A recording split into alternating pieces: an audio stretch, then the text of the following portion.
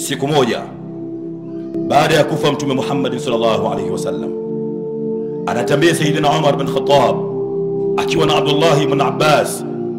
Sayyidina Umar akamkumbusha Abdullah ibn Abbas, akamwambia, atadhkur, unakumbuka wewe Abdullah ibn Abbas, yawma tufiya Sayyiduna Muhammad, siku ambayo ilikufa Mtume Muhammad, hali ambayo iliyotokea kati yangu mimi na kuambia watu kwamba inna Muhammada qad dhahaba ila rabbih kama dhahaba Musa ila rabbih wa sawfa yarja.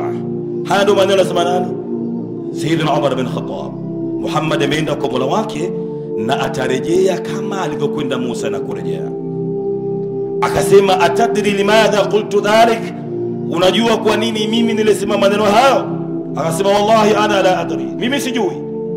Akasema, mimi maneno yale niliyosema ni kutokamana na aya yake Mwenyezi Mungu Subhanahu wa Ta'ala, wakadhalika ja'alnakum ummatan wasata litakunu shuhadaa 'ala an-nas wa yakuna ar-rasulu 'alaykum shahida, kwamba nyinyi huu umma Mtume Muhammad Mwenyezi Mungu ameufanya ni umma wakati kwa wakati, ni umma ambao utasimama kutoa ushahidi kuanzia wakati wa Nabii Nuh kuja wakati wa Nabii Isa alayhi salam, na Mtume Muhammad atakuja kuwa ni shahidi wa nyuma zote.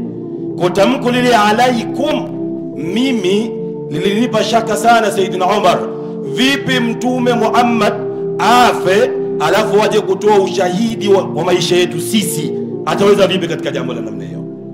Kwa neno alaikum sikukubaliana kama Mtume amekufa, kwa sababu nilijua kwamba mtu akishakufa maana yake hawezi kuyajua yale ambayo yatakayoendelea.